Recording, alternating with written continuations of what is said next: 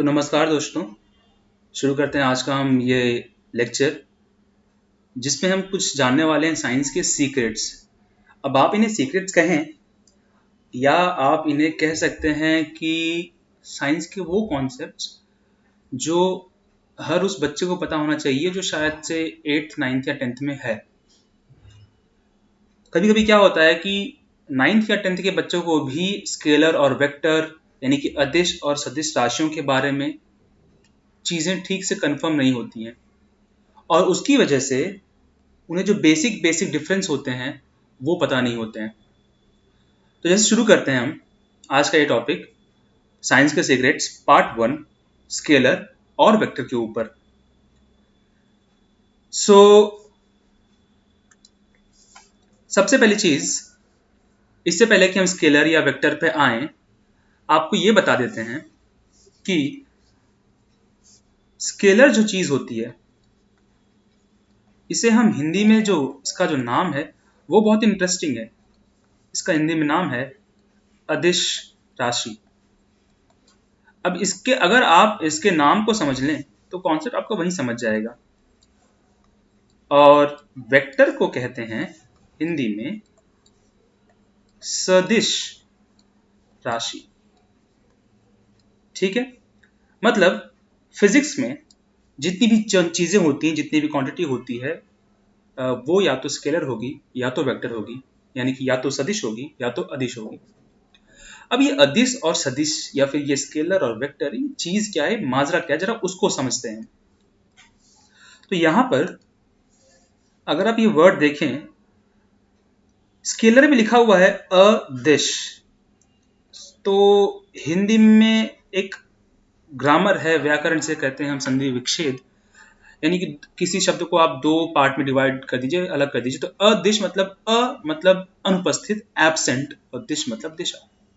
सो ऐसी कोई चीज जिसको बताने के लिए, जिसको रिप्रेजेंट करने के लिए दिशा की जरूरत ना पड़े, मतलब जिसमें दिशा क्या हो, डायरेक्शन क्या हो, उसमें डायरेक्शन जो है वो एब्सेंट है अगर, तो उसे हम कहते हैं अदिश।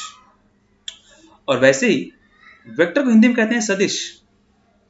तो यहां पे सदिश, दिशा के साथ, यानी कि ऐसी चीजें जिन्हें बताने के लिए आपको डायरेक्शन की जरूरत पड़े, उसे हम कहते हैं सदिश राशि। तो ये चीज आपको पहले क्लियर होगी कि अदिश और सदिश या स्केलर और वेक्टर में बेसिक डिफरेंस क्या है। ये चीज क्लियर हो गई है। अब हम इसको जानने के लिए एक दो एग्जांपल्स देखते हैं कि इनका इंपॉर्टेंस क्या है। अगर आप अपनी बुक पढ़ेंगे तो उसमें जो डेफिनेशन दी गई होगी स्केलर क्वांटिटी के लिए या फिर अदिश राशि के लिए, वो ये दी गई है कि वे सारी चीजें जिन्हें रिप्रेजेंट करने के लिए, जिन्हें बताने के लिए सिर्फ और सिर्फ मैग्नीट्यूड की जरूरत हो, सिर्फ और सिर्फ मैग्नीट्यूड की जरूरत हो, वो होता है स्केलर। क्या होता है वो? स्केलर। मैग्नीट्यूड को हिंदी में कहते हैं परिमाण। हिंदी में इसे क्या कहते हैं हम? परिमाण। तो वो चीजें जिन्हें बताने के लिए, व्यक्त करने के लिए सिर्फ और सिर्फ परिमाण की आवश्यकता हो, उसे कहते हैं अदिश राशि। तो इसकी जो परिभाषा है आप वहीं देखिए, उस परिभाषा में कहीं पे भी दिशा का वर्णन, दिशा का मेंशन, डायरेक्शन का मेंशन नहीं है, इसलिए वहां पे दिशा एब्सेंट है। तो इस तरह आप इसको याद कर सकते हैं, समझ सकते हैं कि अदिश यानी कि दिशा एब्सेंट है, स्केलर क्वांटिटी। ठीक है। और बुक के डेफिनेशन के अकॉर्डिंग अगर आप बुक में देखेंगे तो वेक्टर क्वांटिटी वो चीजें हैं जिन्हें रिप्रेजेंट करने के लिए, जिन्हें व्यक्त करने के लिए, जिन्हें मापने के लिए आपको मैग्नीट्यूड के साथ साथ डायरेक्शन की भी जरूरत पड़ती है। उन क्वांटिटीज को हम कहते हैं स्केलर क्वांटिटी। ठीक है, सॉरी स्केलर नहीं, वेक्टर क्वांटिटी, माफ करना। तो हिंदी में क्या कहते हैं वेक्टर को? रिवाइज करना एक बार, सदिश। अगर आप ना ये वर्ड की मीनिंग जान लेंगे तो आपको डेफिनेशन अपने आप आ जाएगी, सदिश, दिशा के साथ, यानी कि वो चीजें जिन्हें वो चीजें जिन्हें बताने के लिए परिमाण के साथ साथ दिशा की भी जरूरत हो, उसे हम कहते हैं, क्या कहते हैं उसे हम कहते हैं सदिश राशि, वेक्टर क्वांटिटी। ठीक है, अब हम एक एग्जांपल लेते हैं आपके अंडरस्टैंडिंग के लिए। आपको आपके पापा ने कहा कि घर से 5 किलोमीटर की दूरी पर एक दुकान है, उस दुकान पे जाके वहां कुछ पैसे बचे हुए आपको लेके आने हैं। और इतने कहते ही फोन कट कर गया या फोन रख दिया उन्होंने। अब क्वेश्चन ये आता है कि आप अपने घर से बाहर आए, बाहर आके अब आप ये सोच रहे हो कि 5 किलोमीटर जाना तो है, पर जाना कहाँ है। 5 किलोमीटर एक दुकान है, तो दुकान घर से इस साइड हो सकती है, दुकान घर से इस साइड हो सकती है, दुकान घर से इस साइड हो सकती है, या वो यहाँ हो सकती है। मतलब आपको इस बात की जानकारी नहीं है कि घर से निकल के तुम्हें 5 किलोमीटर जाना है, पर कहाँ जाना है, किस ओर जाना है। बराबर। तो इसका मतलब ये है कि अगर आपको अपने डेस्टिनेशन पर पहुंचना है तो आप अपने पापा से कहेंगे कि पापा कहाँ 5 किलोमीटर पर किस ओर, घर से स्ट्रेट या घर से पीछे या घर के दाएं, घर के बाएं, लेफ्ट में, राइट में, नॉर्थ में, ईस्ट में, साउथ में, वेस्ट में, कहाँ जाना है पहले वो तो बताइए, तब तो जाके मैं उस दुकान से पैसे ले आऊं। बराबर। इसका मतलब ये है कि यहां पर आपको सिर्फ पहले ये बता दिया गया कि मैग्नीट्यूड, मतलब कि आपको जो दूरी तय करनी है वो 5 किलोमीटर की है, ये आपको पता था, पर ये पता होना आपके लिए सफिशिएंट नहीं था। इसके साथ साथ आपको क्या पता होना चाहिए कि भैया ये जो डिस्टेंस मुझे जाना है वो किस डायरेक्शन में जाना है वो तो बता दो।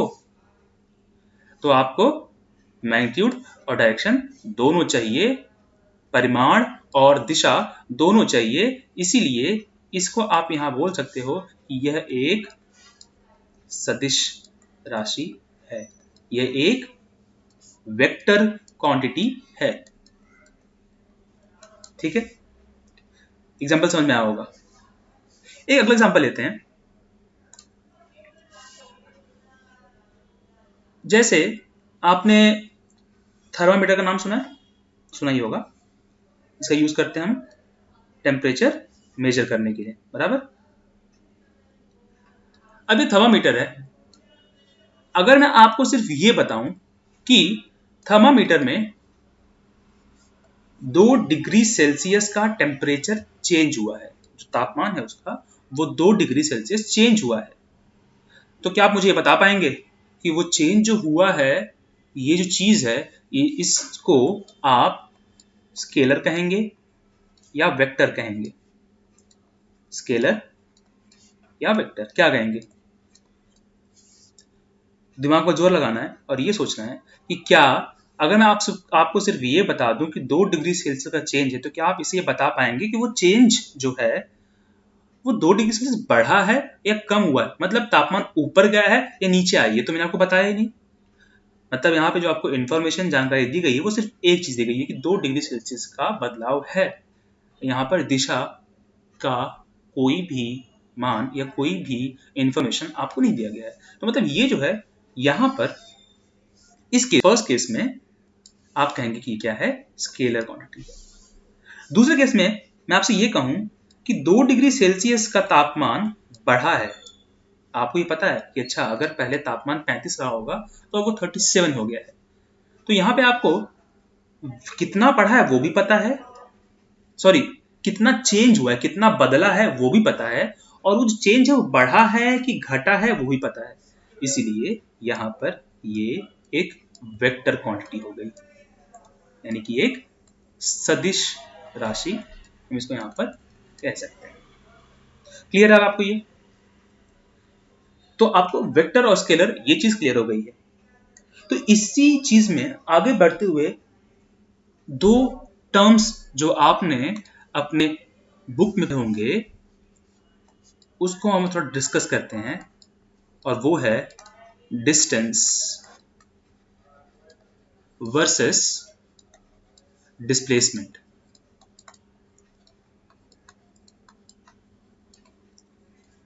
अब यहां पर इसे डिस्टेंस को हिंदी में कहते हैं दूरी,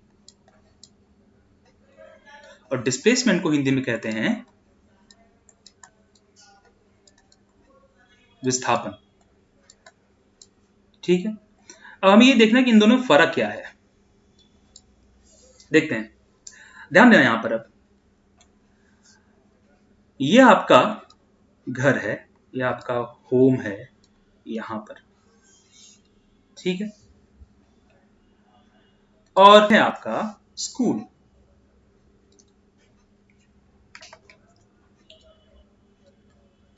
ये आपकी स्कूल है। आपको अपने घर से अपने स्कूल जाना है, तो आप क्या, अगर आपके घर से आपके स्कूल में एक सीधा रास्ता बना हुआ है, सीधी सड़क बनी हुई है, तो आप सीधे उस रास्ते को फॉलो करेंगे, अपने स्कूल पहुंच जाएंगे। लेकिन एक दिन आप जब सुबह उठते हैं, देखते हैं कि वहां पर बीच में कुछ एक्सीडेंट हो गया है या उस सड़क का कुछ काम चल रहा है, तो आप ये वाला रास्ता फॉलो नहीं कर सकते, आपको किसी और रास्ते जाना पड़ेगा। अब उस केस में आप अपने रोज के रास्ते से अलग होके एक नया रास्ता अपनाते हैं, वो है ये, कोई शॉर्टकट या कोई लॉन्ग जो भी है।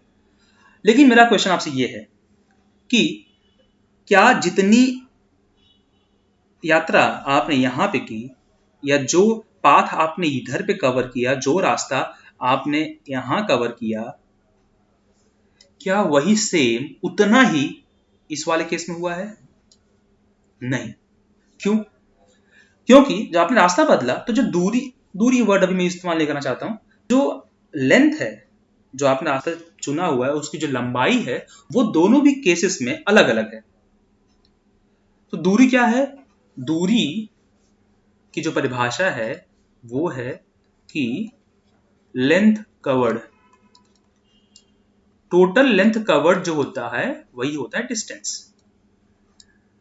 टोटल लेंथ कवर्ड, जितनी लंबाई तय की जाती है उसे कहते हैं दूरी। जैसे जब आपका ये फर्स्ट केस था, फर्स्ट केस में मानो ये जो लंबाई थी वो है 2000 मीटर। आपको पता है लंबाई को किस में मेजर करते हैं? मीटर में। ये बताया गया है पिछले लेक्चर में, MKS CGS यूनिट के बारे में हमने पिछले लेक्चर में सीखा हुआ है। और सपोज जब आप ये दूसरा रास्ता अपनाते हैं, ये वाला, वहां पर आपको तय करना पड़ रहा है कितना? 5000 ये लंबाई है, तो यूनिट क्या होगी इसकी? मीटर। ठीक है। अच्छा, ये इतनी बड़ी वैल्यू 5000 सुन के बहुत बड़ा लग रहा है, बराबर। इसको हम कन्वर्ट कर देते हैं किलोमीटर में। तो आपको याद होगा कि 1 किलो जो होता है वो 1000 होता है, बराबर। किलो का मतलब क्या था? आपको बताया था पिछले लेक्चर में, 10 पावर 3। यहां पर जो 3 जीरोज हैं उनको हटा के आप किलो लिख दीजिए, 5 किलोमीटर। क्यों? क्योंकि ये इस 5000 को हम लिख सकते हैं 5 इंटू 1000, 5 जोड़ 1000, और 1000 मतलब 10 घाते 3, और 10 घाते 3 का मतलब किलो। तो ये हो गया 5 किलोमीटर। और वैसे ही इस 2000 को लिख सकता हूं मैं 2 किलोमीटर। तो आप इस अपने टॉपिक पे आते हैं। तो हम देख रहे थे कि पहले केस में आप 2 किलोमीटर की लंबाई तय कर रहे हैं, और दूसरे केस में आप 5 किलोमीटर की लंबाई तय कर रहे हैं। यानी कि जो डिस्टेंस होता है, अगर आप रास्ता बदल देंगे तो तय की गई लंबाई, जो लेंथ आप कवर कर रहे हैं, वो बदल जाएगी, इसीलिए डिस्टेंस भी बदल जाएगी। ठीक है। अच्छा, अब आते हैं विस्थापन पे कि विस्थापन क्या है। तो डिस्प्लेसमेंट, शॉर्ट फॉर्म में लिख देता हूं मैं, या हिंदी में कहते हैं हम इसको विस्थापन। अगर आप विस्थापन की परिभाषा पढ़ें तो विस्थापन की परिभाषा यह कहती है कि आरंभ बिंदु, सपोज ए एक पॉइंट है जहां से आपने शुरू किया हुआ, इनिशियल पॉइंट है, और बी एक पॉइंट है जहां पे हम खत्म करने वाले हैं, फाइनल पॉइंट है। इनिशियल पॉइंट, फाइनल पॉइंट, आरंभ बिंदु, अंत बिंदु। ठीक है, दो पॉइंट हमारे पास है, जैसे आपका ये घर और आपका ये स्कूल। अब इस केस में अगर आप ए से लेके बी तक ये रास्ता चुनते हैं, जो कोई बात नहीं जी, हम इस रास्ते से जाएंगे, ये रास्ता सबसे छोटा डिस्टेंस है, ये सबसे छोटी लंबाई, सबसे छोटी दूरी है, हम यहां से जाएंगे। पर रास्ता खराब है तो हो सकता है कि आपको दूसरा रास्ता बदलना पड़े, तो आप इस रास्ते से गए, यहां से पहुंच गए। पर किसी को यह रास्ता नहीं पता था तो किसी और रास्ते से गया घूम घूम के, फिर वो स्कूल पहुंचा। तो कहने का मतलब यह है कि ए से बी तक जाने के लिए बहुत सारे रास्ते पॉसिबल है, और हर रास्ते पे जो दूरी है वो अलग अलग है, बराबर। लेकिन विस्थापन क्या है? विस्थापन जो है वो स्टार्टिंग पॉइंट और एंड पॉइंट के बीच की जो दूरी होती है उसे हम कहते हैं विस्थापन। मतलब आपको ए से बी जाना है तो आपने अपने ज्योग्राफी में पढ़ा होगा ना, मैप में ये क्या होता है नॉर्थ, ये क्या होता है यहाँ पर इधर ईस्ट। ठीक है, समझ लीजिए आप ये वाला पॉइंट है, मतलब ये ए है आप, तो ए से आप ईस्ट की तरफ जाएंगे कितना, 2 किलोमीटर। सो आपका जो, अगर आपसे कोई पूछे कि आपका स्कूल कहां पर है आपके घर से, तो आप क्या कहोगे कि मेरा स्कूल मेरे घर यानी कि पॉइंट ए से 2 किलोमीटर की दूरी पर है ईस्ट में, बराबर। आपका स्कूल यानी पॉइंट बी आपके घर से 2 किलोमीटर की दूरी में, लेकिन किस दिशा में है, ईस्ट में है, पूर्व में है, बराबर। इसका मतलब है यहां पर आपने सिर्फ और सिर्फ 2 किलोमीटर नहीं कहा, आपने ये भी बताया कि किस दिशा में, ईस्ट में। तो मतलब जब आप डिस्प्लेसमेंट के साथ साथ डायरेक्शन को भी मेंशन करें, सॉरी डिस्टेंस के साथ, माफ करना, डिस्टेंस के साथ अगर आप दूरी के साथ साथ डायरेक्शन भी बताएं कि किस दिशा में जाना है, तो उससे हम कहते हैं भैया ये डिस्प्लेसमेंट है, ये विस्थापन है, कि इतना विस्थापन हुआ है, इतना डिस्प्लेसमेंट हुआ है। ठीक है, क्लियर है आपको ये चीज? डिस्प्लेसमेंट और डिस्टेंस, विस्थापन और दूरी में अब फर्क क्या है वो देख लेते हैं, एक टेबल बना के देख लेते हैं। तो ये है आपका डिस्टेंस, ठीक है, ये है आपका डिस्प्लेसमेंट। नाम याद रखना, दूरी, डिस्प्लेसमेंट मतलब विस्थापन। चलो एक डिवाइडिंग लाइन पर यहां ड्रॉ कर देते हैं हम। ओके, अब शुरू करते हैं। तो पहला पॉइंट, सबसे पहली चीज डिस्टेंस क्या है? डिस्टेंस जो है वो सिर्फ और सिर्फ कितना लेंथ आप कवर करें, तय की गई लंबाई ही दूरी होती है, डिस्टेंस होता है, लेंथ कवर्ड इज डिस्टेंस। लेकिन डिस्प्लेसमेंट क्या होता है? डिस्प्लेसमेंट जो होता है वो आरंभ बिंदु और अंत बिंदु, स्टार्टिंग पॉइंट और एंड पॉइंट के बीच का जो गैप है वो होता है डिस्प्लेसमेंट, और जिसको बताने के लिए आपको दिशा की जरूरत पड़ती है। ठीक है, तो इसलिए इसकी परिभाषा ऐसी है कि अंत बिंदु और आरंभ बिंदु के बीच की लघुत्तम दूरी को डिस्प्लेसमेंट कहते हैं। मतलब एंड पॉइंट और इनिशियल पॉइंट के बीच का जो मिनिमम डिस्टेंस है वही डिस्प्लेसमेंट होता है। अच्छा बताओ, अगर आपको ए से बी जाना है तो सबसे छोटा रास्ता कौन सा होगा? ये स्ट्रेट वाला। हम पीछे जाते हैं, पिछले वाले पेज पे जब हमने डायग्राम ड्रॉ किया था ये वाला। तो अगर आप पिछले पेज देखें, अब बताओ ए से बी जाना है मुझे, तो सबसे छोटी जो दूरी है वो कौन सी? ये स्ट्रेट लाइन जो 2 किलोमीटर है, या फिर ये नीचे वाली लाइन जो से घूम के जा रही है, ये ऊपर वाली जो बहुत ज्यादा यहां वहां घूम के जा रही है? आपका जवाब क्या है? ये लाइन, बराबर। तो मतलब ये जो लाइन है, जो स्ट्रेट लाइन, जो सीधी लाइन आप ये है यहाँ पर ए और बी के बीच में, वही सबसे कम दूरी है और वही उसका विस्थापन भी है। भाई ए से बी तक इस तीसरे वाले रास्ते की हेल्प से पहुंचे, लेकिन जब आपसे कोई पूछेगा कि आपका स्कूल कहाँ पर है, तो आप ऐसे थोड़ा बताओगे कि पहले हम यहाँ जाएंगे, ये जिगजैग रास्ता जाएंगे, फिर यहाँ पे हम लेफ्ट लेंगे, फिर राइट लेंगे, फिर लेफ्ट लेंगे, फिर राइट लेंगे, फिर स्कूल पहुंचेंगे। नहीं नहीं, स्कूल पहुंचना मत बताओ मुझे, बस ये बताओ अगर आप कहीं पर खड़े हो तो वहां पर खड़े होकर अगर आपको अपना स्कूल दिखाना हो तो आप कैसे दिखाओगे, या बताना हो तो कैसे बताओगे। आप ऐसे बताओगे कि भैया मेरा स्कूल जो है वो मेरे घर से 2 किलोमीटर की दूरी पर है, ईस्ट में। ठीक है, तो जो भी बंदा होगा वो आपके घर से ईस्ट में निकलना शुरू करेगा और वो सीधा जाएगा ईस्ट में 2 किलोमीटर और वो स्कूल पहुंच जाएगा। लेकिन कब? जब ये रास्ता सही सलामत होगा। सपोज ये रास्ता सही सलामत नहीं है तो अब उसकी मजबूरी है कि उसको कोई और रास्ता चुनना पड़ेगा, चाहे ये वाला चाहे ये वाला। लेकिन रास्ता बदलने से डिस्प्लेसमेंट नहीं बदल जाएगा। कोई रास्ता और चुन लेने से ए और बी के बीच की जो मिनिमम डिस्टेंस है वो नहीं बदल जाएगी। तो आपको शायद क्लियर हो गया है अभी कि डिस्प्लेसमेंट और डिस्टेंस में क्या फर्क है। ये चीज अगर डाउट हो तो पूछ लेना, मैं आपको एक बार फिर से रिवाइज करता हूँ। डिस्टेंस जो होता है, एक पॉइंट से दूसरे पॉइंट तक पहुंचने के लिए सैकड़ों रास्ते हो सकते हैं और अलग अलग रास्ते पे आपको अलग अलग लंबाई तय करनी पड़ेगी, तो वहां की दूरी अलग अलग होगी।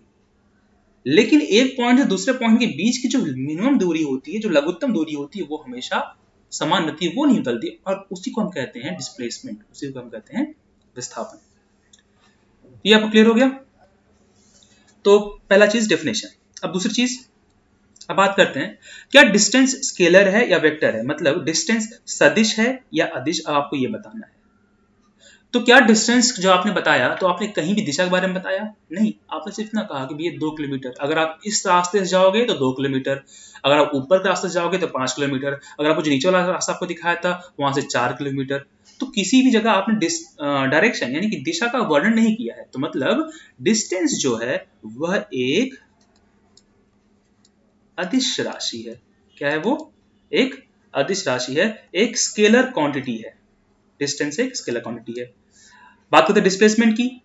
तो आपने क्या बताया, स्कूल कहां से कहां पे है? आपका स्कूल आपके घर से ईस्ट में 2 किलोमीटर है। मतलब आप यहाँ मैग्नीट्यूड बता रहे हैं पहले कि 2 किलोमीटर, और फिर आप उसको दिशा भी बता रहे हैं, परिमाण के साथ साथ दिशा की जानकारी भी हम दे रहे हैं। तो इसीलिए ये एक सदिश राशि है। क्या कहते हैं इसको इंग्लिश में? Vector quantity. ठीक है। तीसरी चीज, इन दोनों की यूनिट क्या है, इनकी इकाई क्या है, इनको नापते किस में, मापते किस में, इसको मेजर किस में करते हैं। यार अब ये बताओ मुझे, डिस्टेंस और डिस्प्लेसमेंट, दूरी और विस्थापन, दोनों क्या है? लंबाई है।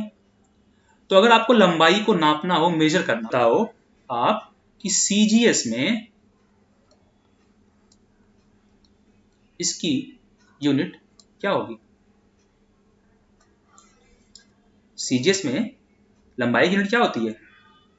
याद आ रहा है? सी सेंटीमीटर, जी ग्राम, एस सेकंड, तो सेंटीमीटर। और वहीं एमकेएस में अगर आप देखोगे तो एमकेएस में इसकी यूनिट हो जाएगी मीटर। तो ये हो गई, और यही यूनिट किसकी भी होगी? यही यूनिट आपके डिस्प्लेसमेंट की भी होगी, क्योंकि वो भी तो क्या है? दूरी है। सो ये हो गया डिस्टेंस और डिस्प्लेसमेंट के बीच का कंपैरिजन। उनकी परिभाषा क्या है, वो अदिश है या सदिश, स्केलर है या वेक्टर, और उसकी यूनिट, उसकी इकाई क्या है। आई होप आपको क्लियर है। तो ये जो लेक्चर था, अब हम इसको यहीं पर समराइज करते हैं कि हमने यहाँ पे क्या क्या सीखा है। हमने यहाँ पे सीखा कि स्केलर क्वांटिटी क्या होती है, हमने सीखा वेक्टर क्या होता है, हमने सीखा कि डिस्टेंस क्या है और डिस्प्लेसमेंट क्या है। अगले लेक्चर में हम देखेंगे इससे आगे कॉन्सेप्ट जो आपने पढ़े होंगे। पहले ये इसे हम कहते हैं, आपने ये चीज सुनी होंगी, गति और वेग। इंग्लिश में कहते हैं इसको हम स्पीड, या फिर वेग को कहते हैं वेलोसिटी। ये हम देखने वाले हैं अपने नेक्स्ट लेक्चर में। ठीक है, ये हमारा नेक्स्ट लेक्चर है। तब तक के लिए सबको बाय बाय।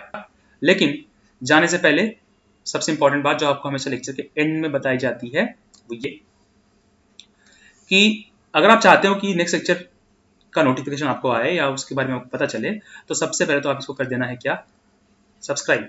ठीक है, जैसे ही आप करेंगे सब्सक्राइब, तो लाइक बिना करे आपका मन मानेगा कैसे, तो करना है इसको लाइक।